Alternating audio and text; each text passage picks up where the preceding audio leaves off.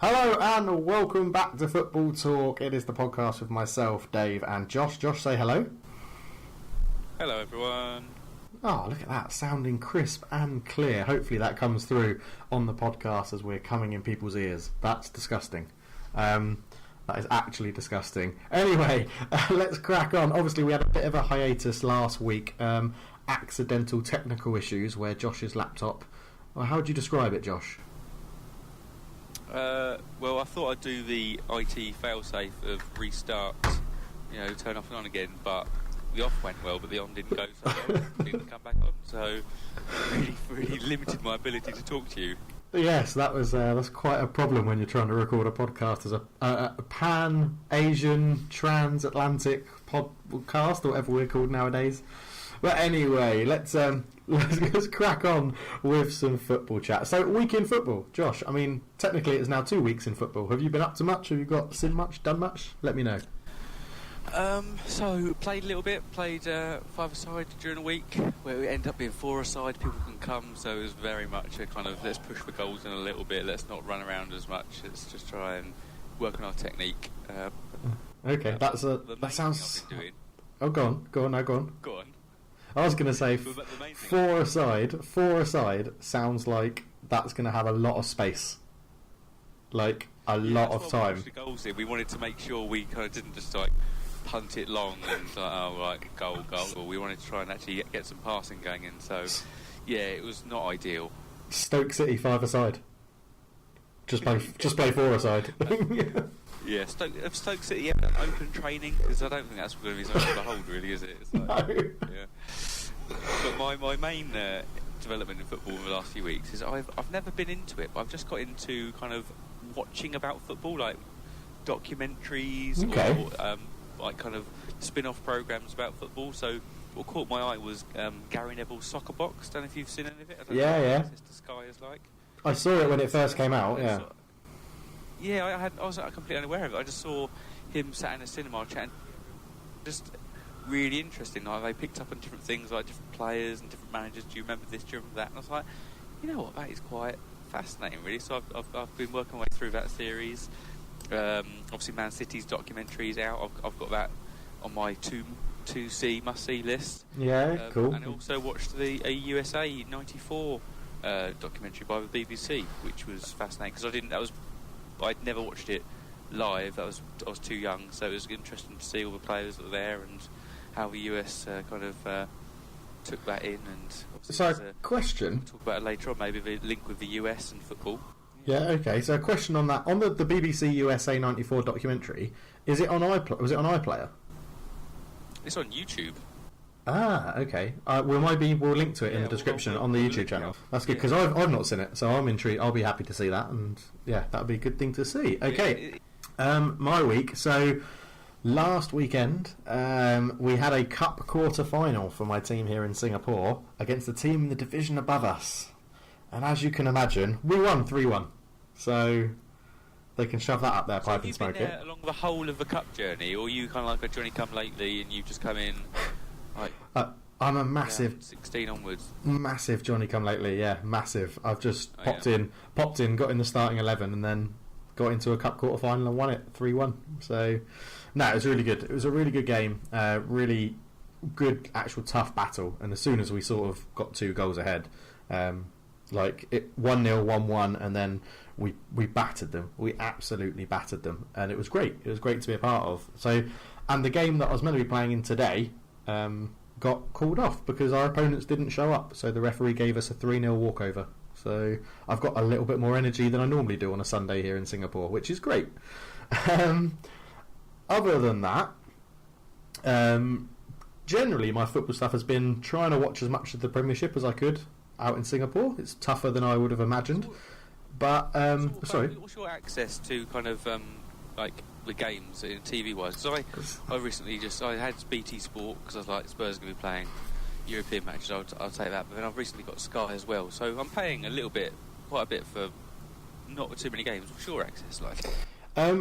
So it's actually quite strange over here. There's two like TV packages or companies you can subscribe to, StarHub and Singtel, and they both do like a BT Sport Sky thing as like the package, so you get TV, broadband, and phone as a whole package through one company. StarHub get the rights to the football, but they share it with Singtel, and so no matter who you sign up with, you get all the games. Like every 3 o'clock kickoff is available, every 5:30 kickoff is available, every early kickoff is available, every late kickoff is available, every Sunday, every Monday, you get all of it. Anything that involves any English club, you get all the football here in Singapore if you want it. It's quite expensive. It is quite expensive to get it. What's your monthly subscription? What are you doing? So I don't have it. I didn't get it. Okay. Because when I go out to watch it, it's normally we'll stay after football, or the football guys will all go out together, so we'll go to a pub. But I think it's around about sort of something like $75 to $80, which at the moment is around about 50 quid. But that's just for the. Okay. But that's just for the bolt-on of the football. So you have to buy the package as a TV. Yeah, and then you have to buy the bolt-on football package. Overall, the technology side of it over here is not too expensive, but they know that they can pretty much... It's similar to Sky, really. They know they can grab you by the balls and charge you quite a lot, because if you want it, you're going to pay for it. And I'm on the side of, going to a pub and watching it here is good. So tonight... I'm actually going to where the Man United supporters club watch all the games, because it's not too bad. It kicks off at 11 o'clock in the evening here for Man United Brighton. I'm actually going to the supporters club pub to watch it for the first time, which will be an experience, I'm sure. Nice. Yeah, so it's not too bad. The only other thing, really... Sorry, yeah. Did you want to know anything else about the Singtel and StarHub packages? Well, the only thing I wondered was, on Singapore TV, do you have any kind of ex-Premier League stars who have been completely forgotten about? You've got like Lee Hendry commentating or something like that. Is anybody rogue? They haven't gone to the depths of Lee Hendry, but during the World Cup there was Darren Anderton. Oh, Darren Anderton. Darren Anderton was pulled out of nowhere. Yeah. So you don't get too many. I haven't seen too many. I think there's like Teddy Sheringham and people that have played for England will generally be pulled in as a pundit. Steve McManaman was on there. I've seen him do a couple, but they don't have. The World Cup was slightly different. Like they had quite a lot of punditry about it and all of that. Whereas here, for the Premier League games I've seen, it's more sort of like, okay, we'll have a little bit of chat and then do a ton of advert. Very much American. That's the easiest way to describe it. It's very much American. A little bit of punditry, a ton of adverts. The game, half-time is full of adverts, and then you get like a half-time show, and then a little bit of punditry, and then end of the game and everyone goes home. So it's... Yeah, so not have to fork out for any kind of... It's kind of very much taken care of.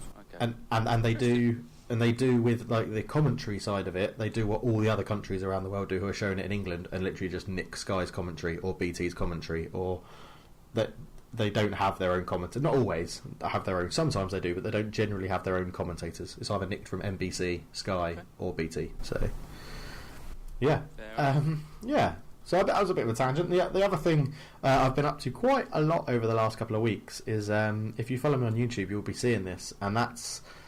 Playing the Pro Evo demo. And now, Josh, I know in your youth you were a huge Pro Evo fan. You were Master League all the way. Oh, love me some Pro Evo. First one was ISS Pro 98, and I only had the demo from the PlayStation magazine, so that was... I was able to play the first half of Brazil versus France. Oh my god. Okay. For some reason, didn't buy the game, I must have played that first half 1,000 times. Okay, interesting, nice. Yeah, and then that was I was Pro Evo until forever really. I had a few cyber glances to FIFA, but yeah, I'm very much a Pro Evo man. Okay, all right. Have you had a chance? I know obviously you've got a bit more of a hectic life than you did back then with work and children and a wife and everything like that. Have you managed to play this year's demo at all on the Xbox? No, I haven't. No, and the last game I actually bought was a FIFA. So I will dabble with the demo. It would be an Xbox one if it's out. So yeah, I'll give it a go because I love me some Pro Evo. It is very, very good. I am loving it. I'm playing it on PC, not on the Xbox this year, purely because I'm going to be putting videos out on YouTube about it. But it was really, really good. Really impressed with it. But other than that, not really that much going on with football. I've just watched a lot. I've played a little bit and done Pro Evo on my computer. As So seems you to not be. had Sorry. any loyalties FIFA Pro Evo wise, and have you flipped to? I've gone from like I was Pro Evo when I grew up, and then I was FIFA actually on the NES, the Nintendo 64, I think it was. Yeah, Nintendo 64 for FIFA like 96, and that was the first real one I played because everybody else I knew, like yourself and our other friends, had a PlayStation and got ISS Pro, or whatever it was called.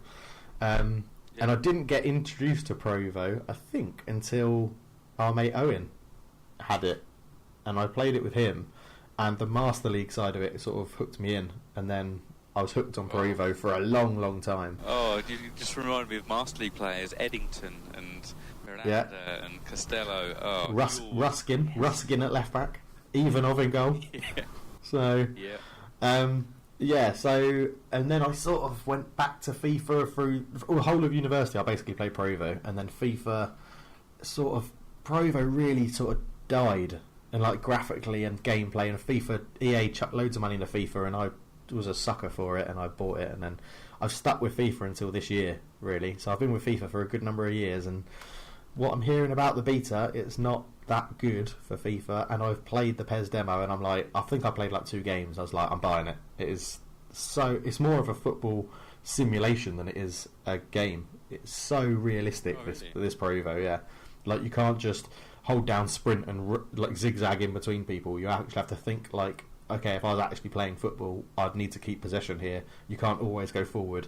It's turning into a Pro Evo podcast. I'd be awful. I was just gung-ho. My players, when they brought out like kind of the stamina got involved, I was like, oh no, my players are constantly on sprint. That's how I performed in the early days. Yeah, When okay. they started like jockeying the defenders and stuff, I was like, uh-oh, I'm in trouble here. Okay, maybe you should just download like PES 4.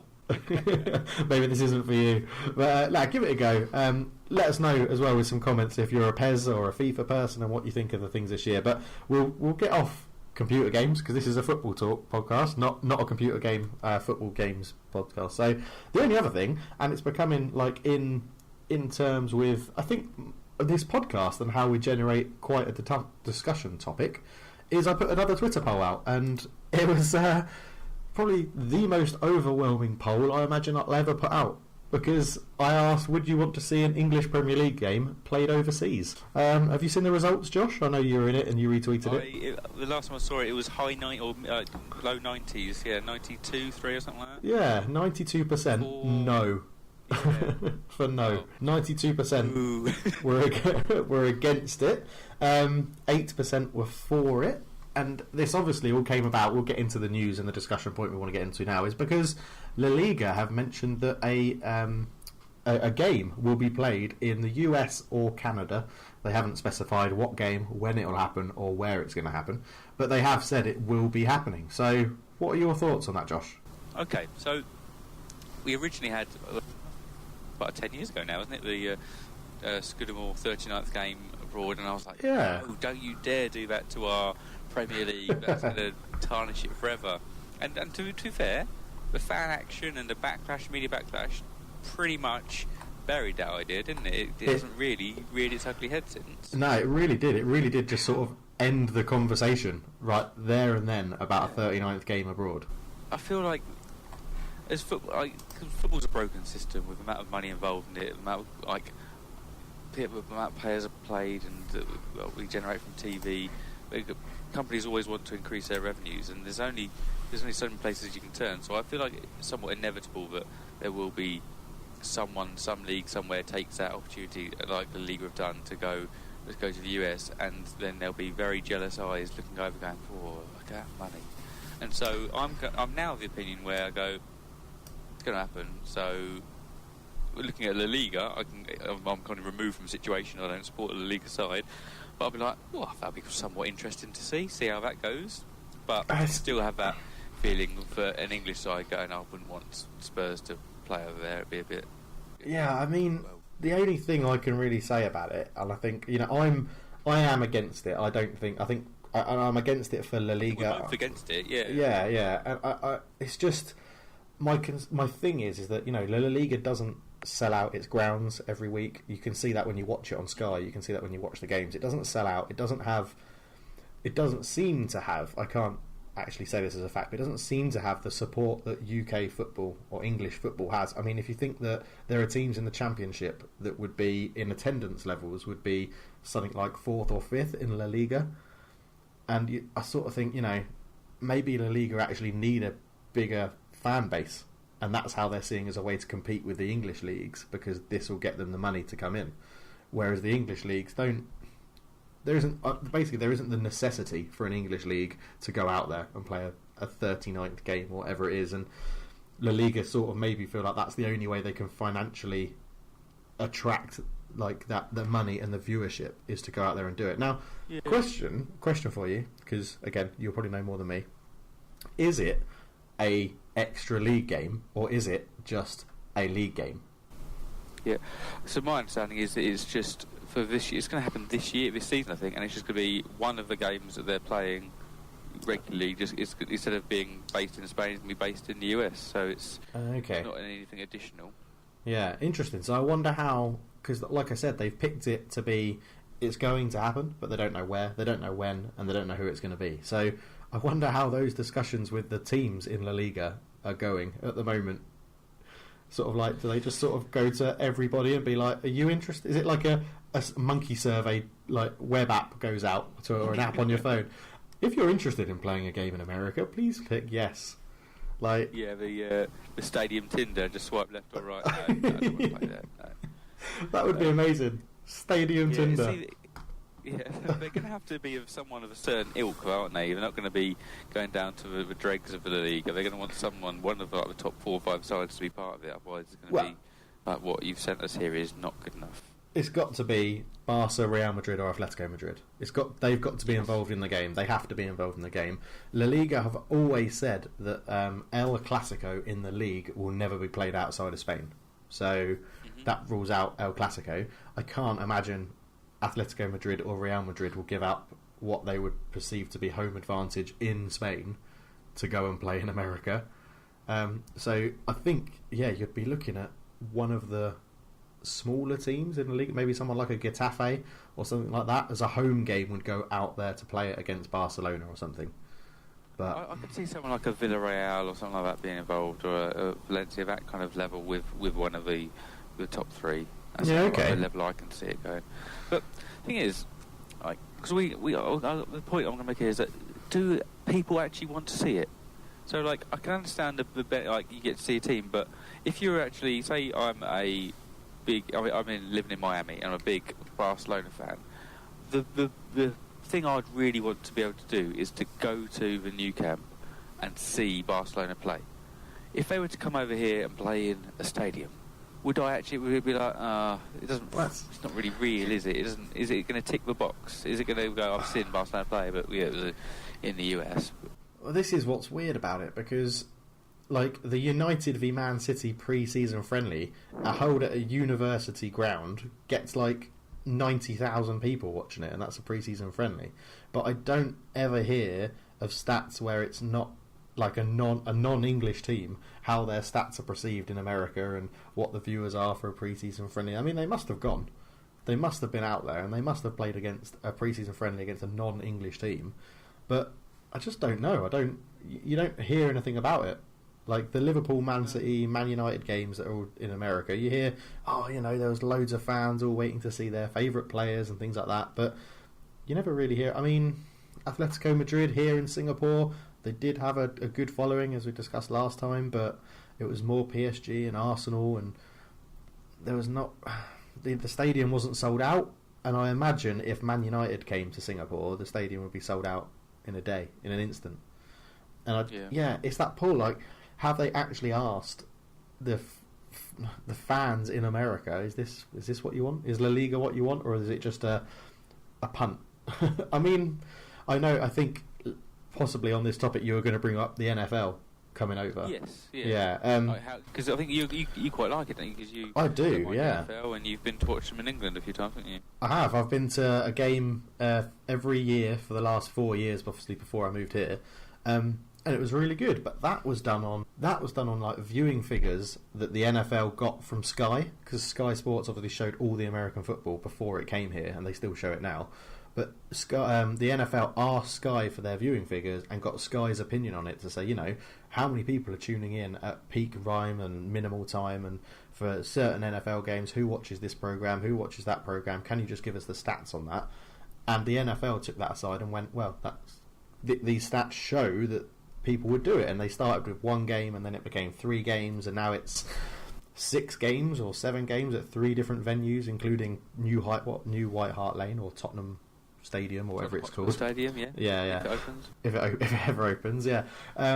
So that was done with like stats, and I was aware of it because of it was in the UK. I don't know. Maybe we'll get a Spanish listener or someone who's listening who's based in Spain, and they can let us know.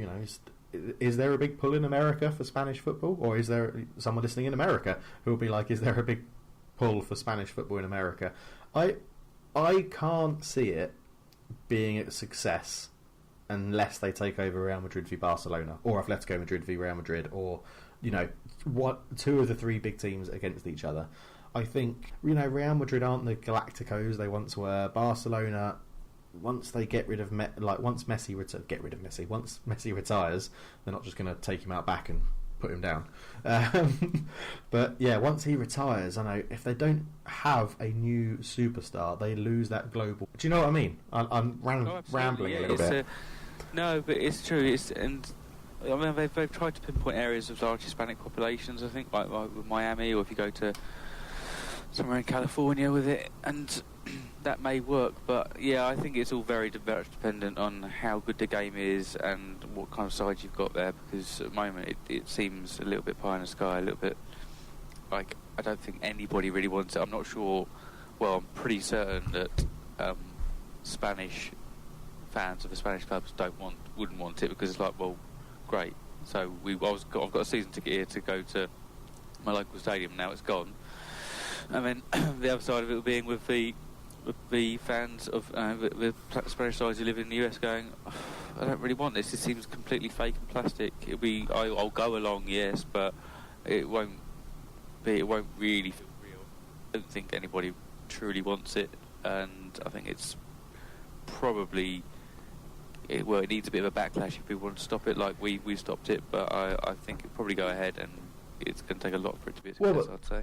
But that's the difference, though, is that this has been announced that it's happening. It's not that it might be vetoed. This has been announced. This is happening. It's an agreed deal. It's an agreed contracted deal now that a game will be played out in North America, they're calling it, just to cover all their bases. But say that happens, and I know it is a Barcelona, and strangely, Coutinho, Messi, Suarez all have injuries and can't travel. Yeah. It's against someone, and then the other team does the same, and the stadium's half full. It's like, well, that was nice, boys, but we're stopping that. We're cancelling that. And that's gone. So. I mean, yeah, don't get me wrong. There'll be the contract and the agreement will have loads of clauses in it. I'm sure it'll have loads of, like, if the stadium doesn't get at least 75% full in attendance, then we don't have an obligation to do it next year, or. The teams that come have to bring at least 75 or 80% of their starting 11 that have played the whole season. There'll be all sorts of stipulations of that. The thing that annoys me about it is that, like, one of the main gripes I have with football doing this, and, to a certain extent you can't help it, but it really, really annoys me because the MLS looks like it's just about sorting its shit out with its own football, and American soccer is growing, and it is more popular in the UK to watch American soccer than it ever has been on Sky. And they're growing their own fan base, they're growing their own teams. You hear of the success that the new teams are having with, like, Atlanta, and I know it's all franchises and it's a bit harder to get on board with, but surely just doing this is just sort of kicking dirt in the face of those teams, and you're sort of like, well, you're not good enough to. It doesn't go hand in hand with wanting to develop your own league and then bringing over the bigger boys to go, this is what real football looks like. Come on, lads, have a look at this. It's like, no, that's not quite right. And it's just a quick, as we mentioned, can we have a quick appreciation for the the Wayne Rooney's involvement last weekend. Oh yeah, that was incredible. That was massive appreciation for that. That was incredible with the old the track back when it was an open goal for Orlando to score, the tackle, the forward burst, the long ball back post to the smallest guy on the pitch who scored a header. Yeah, bravo. And I love watching it when Rooney tracked back and then he kind of lumbered forward again, and then as soon as he realised he was about to have some pressure put on him, he was like, right, let's get rid of this ball, ping it back post. It's like, I found him. And he's gone in, it's like, yes. And then, I mean, it wasn't... you can't say he was picking out that man at the back post, but no, he was what a cross! Yeah. But what to keep that technique after that lung bursting run to get back at the age of 34 or 33 or whatever he is. But yeah, massive appreciation for that. But I think it's a massive bugbear for me that like the MLS is just seems to be getting to this spot where they've got all these supporters watching their local teams, and they're like, as you say, they're like, well, let's bring a big team over. Well, that's not very nice, is it? No. But they are still at that stage where they're buying in old has-beens, like you've got your Zlatans and Rooney's there. That needs to kind of progress a few more notches on for me. Yeah, I think they need that one big change where someone comes over, maybe not, prime, but just after prime, rather than, Everton. Rooney was clearly past it at Everton. He was really struggling. Zlatan had a massive injury. They need that. Someone who's just after peak sort of thing. Positive recently is the Alphonso Davies transfer to Bayern Munich. Yes, that is. See that there's a big money signing, out of the MLS that kind of bodes well for what they're doing there and developing players. So that is a good sign. So it's not a good sign he's gone, he's out, but people are looking where they're developing players in their own right. So that is a positive spin you can put on the MLS so far. Yeah, but I'll give one name to you, Josh, that you know is a famous name. Freddie Adu, exactly. Freddie Adu. You just don't know. You don't know how they're going to cope. It's a long way to travel for a young child, like a young kid, in a profession like football. Yeah, Freddie Adu wasn't a young kid. He was a 30 man. Well, yeah, but yeah. So you just really you sort of never know. I think it's a bad idea from La Liga. They obviously think it's financially viable. Like you say, I think we're in agreement with the Twitter poll that went out. I don't think we're so aggressively against it as some of the replies that we got, but no, true.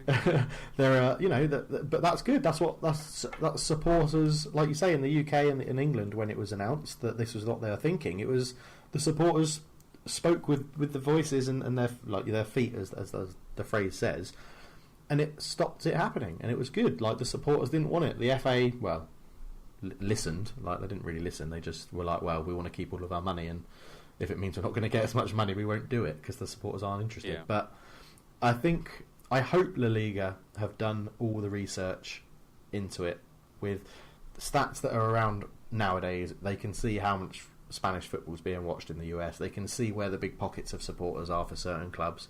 There'll be so much communication regarding this not extra game, this one-off game in North America, that you'd think they would have done all their background checks and their background work and things like that. But for me, it's the wrong thing to do. It shouldn't be happening. It's not the ethos of football as a world game. Agree. But one last point is that I can't remember who said it, but footballers aren't a currency to be treated like this. It's like, well, come on. Pretty much treated as a kind of commodity anyway, just like you literally moving players between clubs against their will sometimes, and they're treated pretty poorly. But this was apparently one step too far. It's like, oh, come on. Yeah, it's hypocritical there, but I disagree with all of it, and so they are treated poorly throughout. This is also as wrong as how they are transferred and this, that and the other, but to then suddenly start crying about that when you're part of the problem is a little bit hypocritical. Yeah, it massively is. I mean, I think we've covered all the points we wanted to say about the we brought in the English example and the NFL and the Liga and stuff like that. It's a topic that gets people talking, and it's like become our main news feature of our podcast, which, you know, we haven't been going very long, and we've been talking about this sort of stuff for the 39th game in the England for a while when it first happened, like 8 or 9, 10 years ago, whatever it was when Scudamore announced it. But it's a hot topic, and it's, if that's the way leagues see to get a financial gain, which is what football is about, it's a business now. If it's the way leagues see of getting a financial foothold in a certain country or in a certain dimension of the sport, then that's what they'll go for, isn't it? I mean, I don't know how long it will be until individual clubs can start negotiating to go abroad. I mean, can you imagine if Man City negotiated they'd go for Abu Dhabi or Qatar or the Middle East for a game? And you know, I'd be very surprised if conversations haven't started happening, but hopefully the FA kind of rule roost in that sense and the rules and regs. But yeah, I imagine they want money. Chairman and owners always want to make more money, so I imagine they're always looking to do things like that to try and break out. But exactly. One last thing on the US football. I don't know if you saw earlier this weekend, that the leading candidate to become a new manager of the US men's national football team. Did you see who that was? David Moyes. David Moyes. Yeah, so David Moyes. They maybe don't care about the future of their national. I don't know. It would be nice to have. No, I'm not. I'm definitely not a fan. Oh. But it'll be good for David Moyes, isn't it, to get some sun? I mean, he's looked like Gollum for the last 40 years. Every job he goes into, how white he is. But yeah, you never know. I don't hate him. I don't wish him ill well in the job. But yeah, you'd think the US choose a job where he's got a chance in. He's not giving himself a chance. He's advising him on these jobs. But the problem he had, wasn't it, is that Man United destroyed his career and he couldn't say no to that job. He should have, in any sense. You don't follow the best manager of all time. You're going to be shit in comparison. Yeah, that's true. That is true. But you don't then, as a Scotsman, go to Spain. That's never going to work. You don't go to Sunderland to sack a manager every season. That's never going to work. You don't go to West Ham. Sack a manager all the time and awful. No, David. I think you should get him. Should we see if we can get him on the podcast as well? What that? Like him and Stuart Taylor again. Like somebody else as well. But I can't remember who the other person was that we said would get on. But okay, so we've covered that. So talking, you've brought it. you've brought it back closer to home. So let's have anything that stood out for you of the Premiership so far. So we've had nearly 2 full weekends of fixtures. We are recording this as Man City are playing Huddersfield. So, anything that stood out for you? It's been pretty standard, isn't it? It's been how the promoted sides, or the underdogs, haven't really done much so far. The promoted sides have picked up 1 point out of a possible 18, is it, with Cardiff getting a draw against Newcastle? Yeah. So that kind of early hope of mid-table mediocrity for Wolves and Fulham has slightly drifted a bit, but it's early days. I mean, I agree, but Wolves and Fulham played some good football in their games. Agreed, they did play some. Cardiff literally have done they haven't even really tried. Like, was it I think they were playing Newcastle in Cardiff, and they didn't have a shot until the 71st minute. That's abysmal. You wouldn't pay to go and see that. What a lucky fan you've got to be if you support Cardiff. It's just it's got to be horrific, isn't it? It's just using stats from that game. Shout out to Kennedy, who didn't complete a single pass in the first half of that game. Yeah, and then missed the penalty in the 95th minute. Yeah, and probably should have been sent off as well. So. And definitely should have been sent off. So obviously something else to talk about is like the referees have been a bit under the spotlight. Obviously the Cardiff Newcastle game, as we mentioned, there could have been like 2 red cards in that one. Kennedy kicking out and then Harry Arter kicking out as well. With one of the tackles getting 2 red cards. But we've also had some red cards given. So Jamie Vardy's one this weekend, and we had Phil Jagielka as well the weekend before. Anything you think about refereeing decisions? So I think both are right of those red cards. And he also had Isaac Hayden yesterday for Newcastle against Cardiff, didn't he? Yeah, it was. Yeah, he was a bit of a headless chicken. So Jagielka's perfectly agree, red card, and I wouldn't be surprised if that's the last time that Everton fans see Jagielka in a Everton season. Yeah, he's on his last legs as it is, and obviously got Yerry Mina and Zuma to come in, who didn't even come in yesterday, and so they've still got more to give. Vardy, you just saw Vardy's eyes light up. He's like, yes.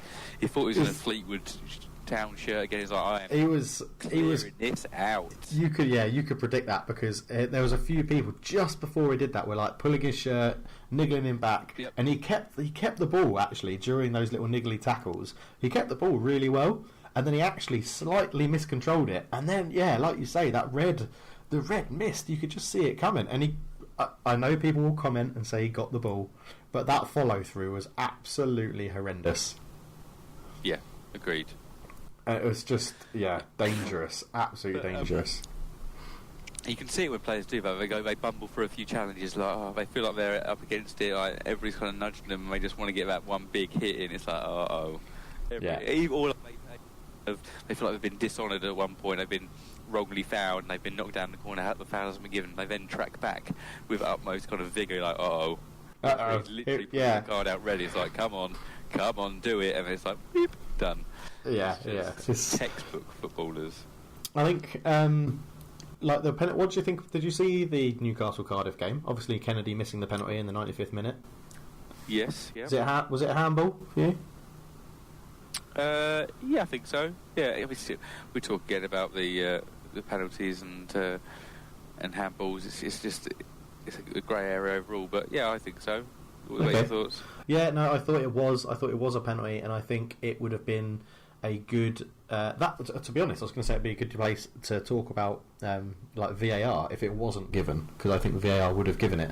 That whole game in general, Newcastle Cardiff, would have been great for VAR, because it would have got the Kennedy red card. Say that about Cardiff games quite. I feel like they're going to push the envelope a little. Yeah, they will be pushing the edge of the rule book, let's say. I imagine. Yeah. Do you give Warnock the whole season?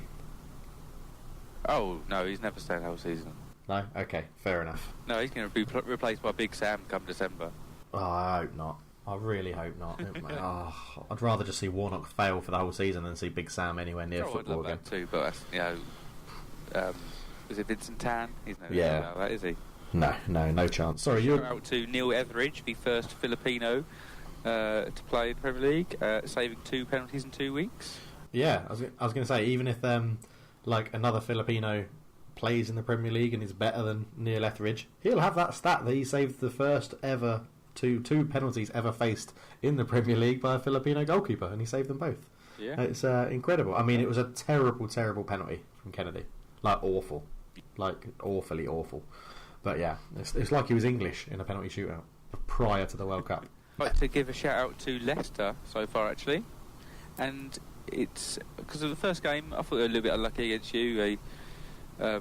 Against Man United, I thought they played reasonably well and obviously fared better yesterday against Wolves. But I hadn't really put it together, but when seeing her line, I was like, you know what, there's a good little young English core they've got going there. They've got Chilwell, Maguire, Maddison, Gray. That's bodes quite well for the future of Leicester there. I quite like that. It does, and Claude Puel has actually, with the Mahrez money they got, he's invested it. I think every player he bought is under the age of 24 this summer. I might be wrong. There might be one that was over, but because it was they invested in, like you say, like young. They invested in quite an English core anyway, and they had English players there. But yeah, he actually invested all that money back into younger players to try and have the longevity for Leicester going forward. Whether it's a possible ploy to keep his job and say, I can nurture these players through all the way. That stuff doesn't normally sit well with board and board members and chairman. They don't normally give a crap about that. But I quite liked his transfer dealings. However, no, I did. They were. I thought he did quite well. Leicester were very, very lucky to not be 2-0 down inside 10 minutes. Very true. Yeah, the first kind of 20-25 minutes from Wolves there was again quite impressive. It's just tad unlucky really. It's the cutting edge. It's the cutting edge where if they don't take the chances, the Premier League punishes you. In the Championship, they probably would have had another 25-minute period like that where they would then score those 2 goals, and that would either get them a 2-2 draw or a 2-1 win or something like that. Whereas, I think if they don't start taking those chances that they have, then they will struggle. But I think, as we talked about last podcast, I think Wolves will be just fine. I think they'll be very high up the table. So, but yeah, nothing else really stood out for me last week. I mean, Danny Ings has made himself a very popular man in Liverpool, even though he no longer plays for them, scoring against Everton on his debut for Southampton. So, do you want a Danny Ings fact? Hit me with it. His last 3 league goals have all come under 3 different managers. Okay, interesting. So, Mark Hughes, obviously, for Southampton. Did he score for Klopp in the league? Yes. And who did they sign him from? Was it Burnley they signed him from? Well, the actual thing is he actually scored for Liverpool before that under Brendan. He had that long stint out of injury, and so his last 3 goals come under 3 different managers. Interesting. We got an early Josh fact. I like it. Yeah. So we talk of Brendan Rodgers there. I think we'll see Brendan Rodgers back in the Premier League this season. I think we will. Maybe not this season though. I think him bowing out of the Champions League with Celtic is like, what's the point? In my head, if I was Brendan Rodgers, like, what? So I'm just going to have to walk the league again. I'm like, this is going to be. Although I did lose the opening game, but it's like, I think there's no desire for him anymore there. I think he'll want to move back to the Premier League. Problem is, I'm not sure a side in Europe would be that enamoured with his Celtic showings in Europe, and therefore probably wouldn't take a chance on him. So I don't think he'll get a job that he feels he deserves back in the Premier League. So whether he'd take maybe a kind of Leicester, if Claude Puel's got this many games to save his career at Leicester, maybe we'll see him there. But I think we'll see him back. I agree. I think with what he never made that real. I think he got Celtic. Was it 4 group stage appearances in a row? 4 seasons in the group stage in a row, or something like that, or 3, or something like that. But this year, he's never really pushed on with Celtic in Europe. And like you say, I think he would be suited. Not he would be suited. I think, like you say, clubs in Europe, in England, won't take that chance. So I think at the moment, off the top of my head, would be like a Watford, if they sacked their manager, which they probably will at the end of the season. Huddersfield.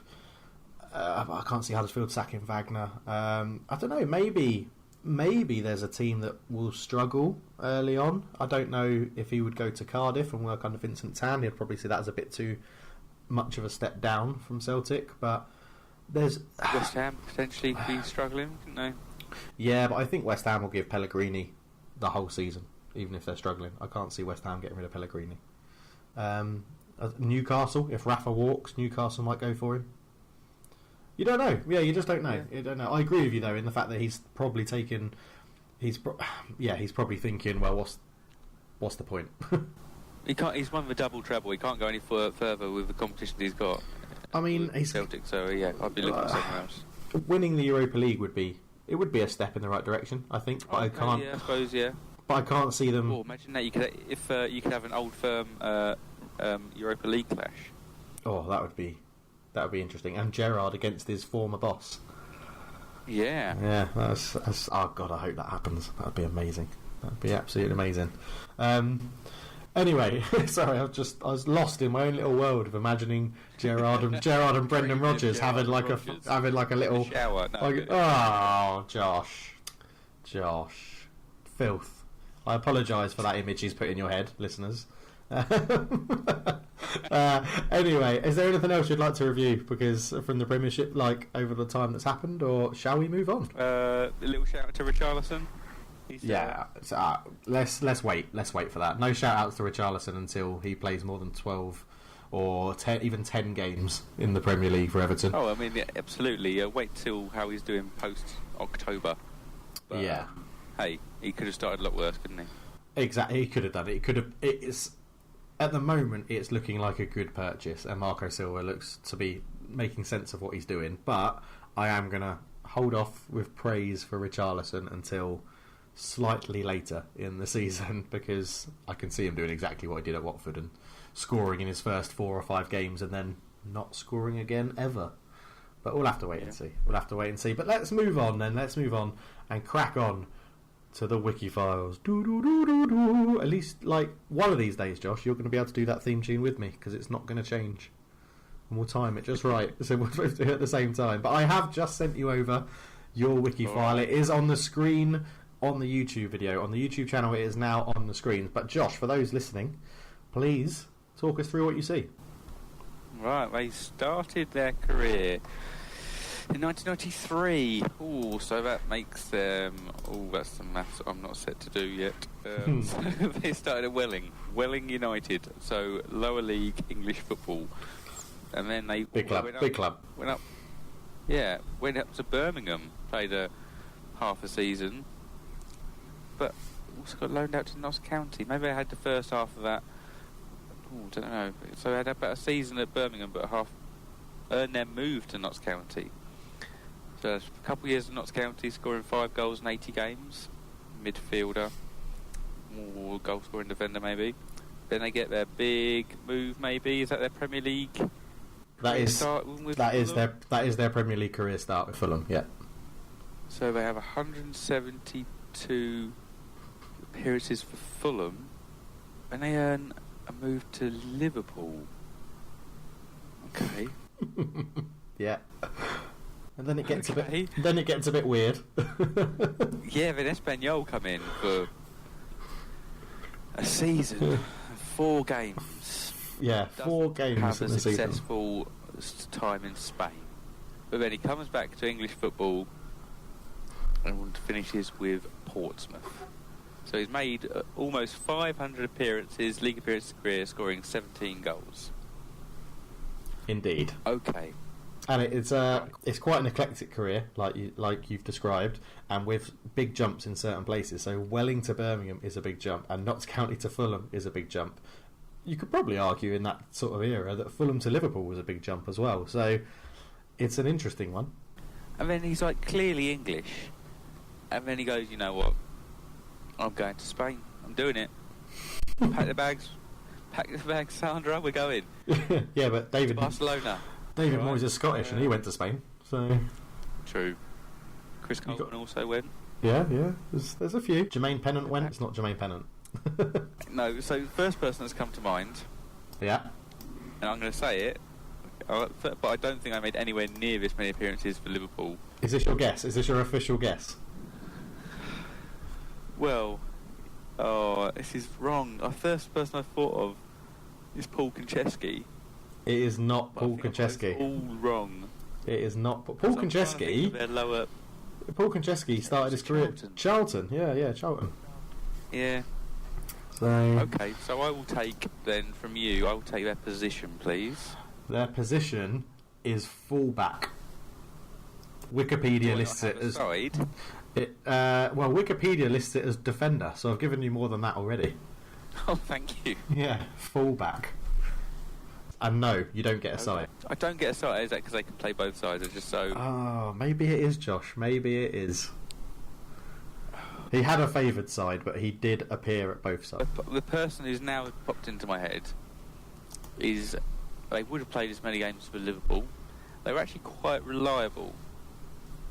That is a word I would use to describe him. Reliable? Yeah, reliable is a word I'd use to describe him. Yeah, and so this for me is in the era where Liverpool had pretty much changed fullback with time. But this man maintained, yes. Now I've really reconciled it in my head. Did not realise Espanyol got ever near it, but maybe that was kind of Rafa Benitez's kind of got influence on him. Maybe used him as a sounding board. Going, you know what? Yeah, you can make it in Spain. You can do it. So the man I'm going for, and I think if you were to give me his international record, I'd say Republic of Ireland, and I've got a good few caps for Republic of Ireland, 65 caps I'd say. You have got it. You've overestimated his caps, but not by much. Oh really? Yeah, not by much. But before I give you them, Stephen Carr dampened that in his early years. Yeah, there you go. So who is it? It is Steve Finnan. It is Steve Finnan. It is. Well done, Josh. You got there. I thought I had you because you went, well, he's clearly English. And I was like, yes, he's going to get this wrong. He's not going to get it. But no, you corrected yourself. I am just sending you now his international stats. They are on the YouTube channel right now. But Josh, if you can just talk through what you see. 3 caps for Ireland with a couple of goals.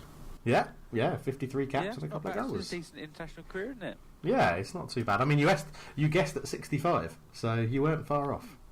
You weren't far off at all. But yeah, well, there we go. Do you have any memory of Steve Finnan? Is there anything that you can go, I remember that?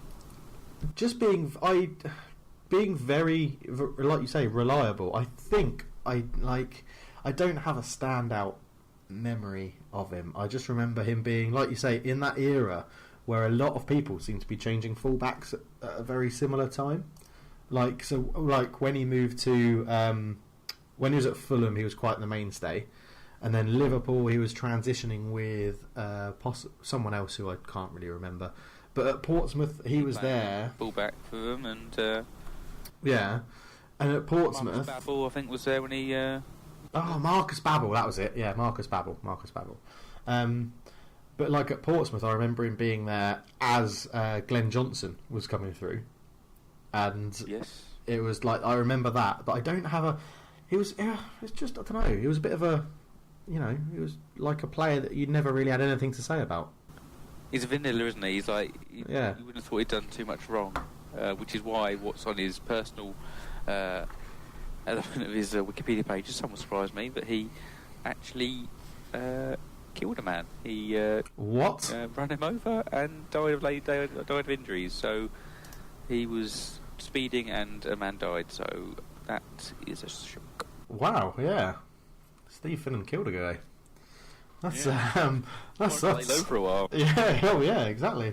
That is a strange end to the Wikipedia files, but that's another reason why we do the Wiki files. We learn new things every day. But like, I came across Steve Finnan because I got caught in a you ever heard of like a YouTube spiral where you just keep watching video? I got in a Wikipedia spiral, and I was just clicking from like one player to a club or to a player, and I ended up on Portsmouth. It was how I ended up on Portsmouth.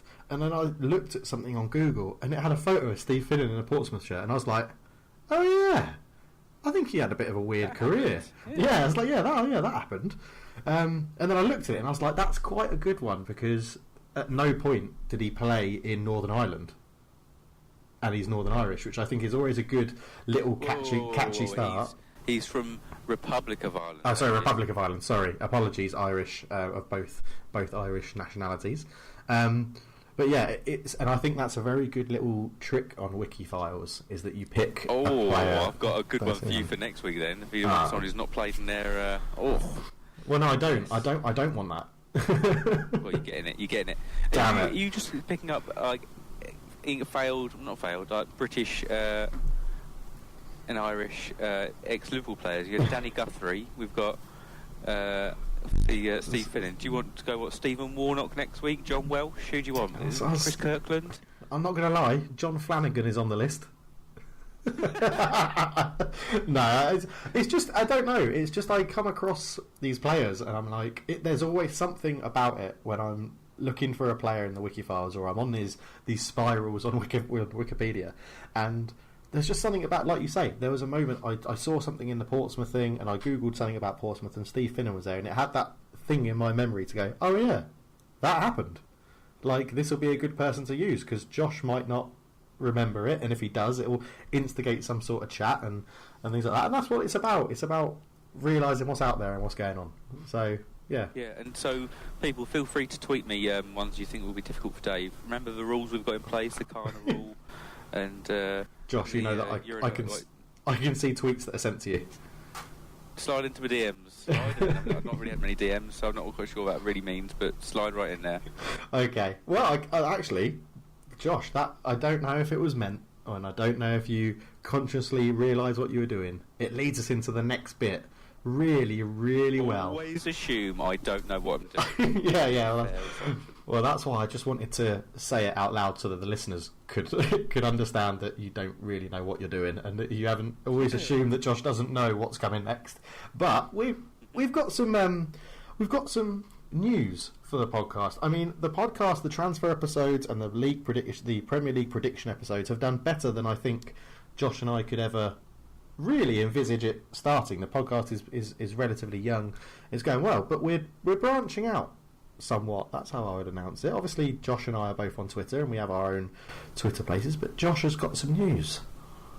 Yes, we've set up our own Twitter. Like Football Talk. Football Talk has its own Twitter. Now, slightly difficult. It's not as you'd spell it. Football Talk. It's Football Talk, but football doesn't have an A. There's no A in football. There is in talk. So we'll put the Twitter handle at the bottom of the page so you can click on it. But as the old saying goes, there's no A in football. That's a lovely say. Yeah, that's our new signature sign-off. That's happening. Yeah, that is happening. Football. Yeah. So, but yes, we are on Twitter. Josh has set it up for the start of it. Josh will be in control of it, but it will be both of us from time to time. And the polls and stuff that go out around the news topics that we want to talk about and to get your guys' opinions will now probably come from the Football Talk Twitter account. So go and make sure you follow, and we'll both be tweeting out to remind people that the Twitter account is there. But that's not it for new announcements. We are having multiple ways for you to listen to us now, and we are officially on SoundCloud as Football Talk with an A in all of it. Football has an A, Talk has an A. You just need to log into SoundCloud and search for Football Space Talk, and you'll see our little logo that is our newly designed logo of the green football pitch shape speech bubble with Football Talk in it, done by Josh. And it's very nice, Josh, that logo. I do really like it. I'll tweet about it. Oh, okay. Yeah, follow us on Twitter and you'll get the link to our SoundCloud and YouTube. So we were previously coming in your eyes, now we're coming in your ears as well. How long have you been waiting to say that? Oh, quite. Yeah, I can imagine. But there we go. So, two relatively big announcements for the podcast. We wouldn't be doing this sort of stuff if it wasn't for your guys' support who listen and like and share and comment. And it's really, really nice. I mean, the stuff already on SoundCloud, we have had more listeners than I think we ever would have imagined, because we haven't advertised it at all. We uploaded our last 3 podcasts there, and it's going already a lot better than we probably imagined at this early stage. I mean, absolutely, yeah. I would say thank you to everyone, because I would be happy with just my mum and my wife listening to this and getting a couple of viewers and listeners, but to know there's actually people who are actually interested, and the fact we have correspondence with you, so that's why we are on Twitter and all that, and the comments on YouTube, so it's fantastic. Please keep it coming, we love it. Yeah, we do, and it's always great to have that interaction with the people that listen. And as Josh has said, I'll just echo his thoughts. It's brilliant, and thank you all so much, and keep it coming as well. So this isn't going to be the end of the podcast on YouTube. It still will be uploaded to my YouTube channel at Cultured Left Foot. But this is just so that people can get an RSS feed and download them and listen to them wherever they want to go and wherever they want to listen to them. We're looking at other ways to make it a bit more accessible for those people that don't want to download a SoundCloud app or don't want to have that, but there will be future announcements that happen if we get that chance to spread the Football Talk news further afield. But yeah, it's been really good. I think I'll be honest, we're not niche in the sense of a football podcast. I think we're niche in the sense that it's between England and Asia. I'm pretty sure that's quite niche, that side of the podcast. But I think what you're getting with us is you're getting two mates that just love talking about football. I can remember going to a bit of a personal story, but when I was leaving to come to Singapore and I went back to where Josh lives and my family are from, and we met up for our leaving drinks, and that was it. The podcast was born right there and then. Josh had this wonderful idea to come up with why don't we just record this chat we're having right now in the pub? And I was like, well, let's make it a little bit more professional than that, because there's a guy probably swearing and coughing his guts up in the background. But and that was how it was born. It was literally, we were just like, we love talking about football, and we are happy if people want to listen to that, or if people think we're just two English guys chatting absolute nonsense. It doesn't really matter. We're just happy to have this chat, and it's actually allowed Josh and I to keep in touch really well and chat all the time, even though there's a massive Pacific Ocean between us. So yeah, it's been really good. This announcements bit of the podcast of this episode has gone on a little bit too much, but it is we wouldn't have been doing and going onto SoundCloud and setting up the Twitter account if it wasn't for you guys that listen and get involved. So thank you very, very much, and let's move on. And the next step is something that I know people really enjoy because they do comment about it. Josh, it's your we've already had one fact, so it's a double fact day again. Too bloody generous, me. Too generous. Exactly. So hit me. What is it? This is good, right? Picture yourself, right? August 21st, 1999, Milan versus Parma. We have George Weah lining up front, Lilian Thuram in defence, and Gianluigi Buffon in goal. Not on the same side, but on the pitch. Okay. Yeah. That is 19 years ago, right? What happened yesterday? Gianluigi Buffon was in goal. Timothy Weah was up front, and Marcus Thuram was on the pitch. Oh my word! So, 19 years apart, Buffon has played with fathers and sons on the football pitch. That is stupid. Amazing. Yeah, that is. Isn't it? What a career that bloke's had.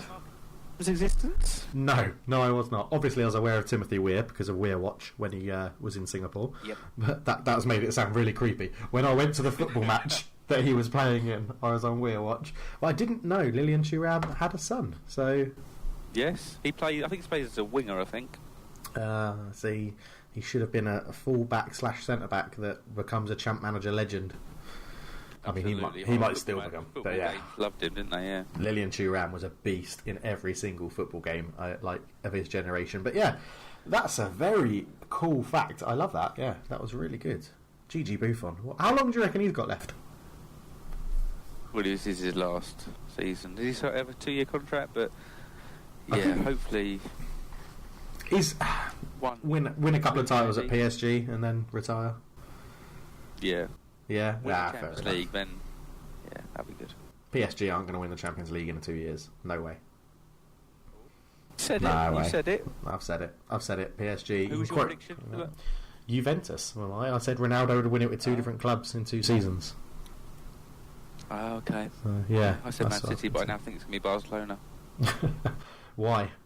Why the change? Because I read a stat the other day that Messi has scored the opening goal of Barcelona's season in these following seasons, and each of those seasons they've won the Champions League. I'm like, well, it's got to be true. It's going to happen now then. You're an idiot. Okay. Science. Yeah, exactly. But okay, well, we'll leave this episode here. It has been very much a little bit. It's been great. It's been great to record it. It's been a little bit all over the place. We've had some great comments, some good laughs, a good chat about the 39th game. It's not the 39th game. Again, about the game in La Liga moving to the USA. We had a good wiki files that brought back memories of Steve Finnan in a Pompey shirt, and I've had a vision of Steven Gerrard and Brendan Rodgers having a near-on bust-up on the touchline, which I really, really want to see now. And a double fat day from Josh, so if it can't really get much better than that. So we'll leave it on that note, and Josh, if you want to say your farewells, please do them. Bye, everyone. That was, again, underwhelming. But just remember, you can find us on SoundCloud with just go on to SoundCloud, search for Football Talk, you'll see our new logo, and you can find us on Twitter at Football Talk. But just remember, there's no A in football. We're out. Catch you soon.